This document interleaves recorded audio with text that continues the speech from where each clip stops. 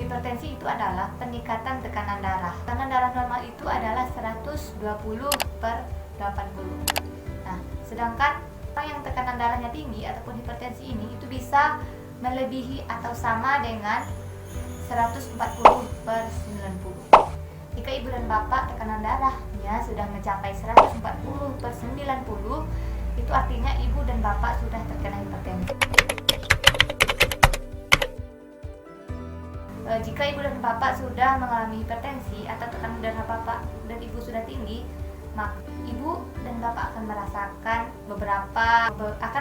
beberapa gejala, seperti akan merasa lemas, kemudian sakit kepala, kemudian pusing, kelelahan, mata bisa menjadi berkunang-kunang, mimisan atau sukar tidur, akan cepat marah, mudah tersinggung, dan terkadang juga akan merasakan mual dan muntah. Faktor atau penyebab dari hipertensi ini bisa dari gaya hidup ataupun pola hidup. Maksudnya dari pola hidup ini adalah kebiasaan buruk sehari-hari. Bisa jadi dari merokok, obesitas, peminum alkohol, kurang olahraga, atau orang yang terkena penyakit DM dan jantung, dan juga yang dietnya yang tidak seimbang, atau makanannya banyak yang berlemak, garam. Nah, itu juga bisa menjadi faktor penyebab dari hipertensi. Selain dari faktor usia dan faktor keturunan. Terkadang faktor keturunan juga bisa menjadi penyebab terjadinya hipertensi.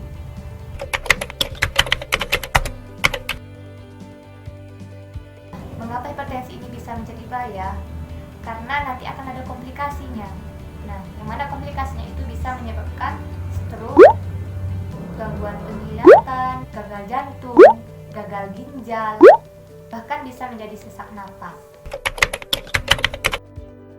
Untuk pengobatan hipertensi ini ada yang memang harus mengkonsumsi obat terus secara rutin, dan ada juga yang masih belum parah, itu masih bisa dengan mengubah pola hidup. Nah, pola hidup seperti apa yang harus kita rubah? Pertama adalah berhenti merokok jika bapak atau ibu merokok, karena tadi penyebab dari hipertensi adalah merokok. Nah, maka cara pencegahannya adalah dengan berhenti merokok sekali atau tidak merokok sama sekali. Bagi yang obesitas atau kelebihan berat badan, maka pencegahan yang terbaik adalah dengan mengurangi berat badan dan selanjutnya adalah menghindari konsumsi garam yang berlebih. Nah, di sini ingat ya ibu, bapak, hanya mengurangi atau menghindari konsumsi garam yang berlebih. Jadi bukan berarti kita tidak boleh makan garam sama sekali, tapi di sini kita hanya mengurangi. Biasanya 1 sendok sehari. Maksudnya untuk membuat sambal biasanya 1 sendok, maka kita kurangi tadi. Bisa jadi setengah sendok atau 1/4. Selain menghindari konsumsi garam yang berlebih, kita juga harus menghindari makanan yang berlemak.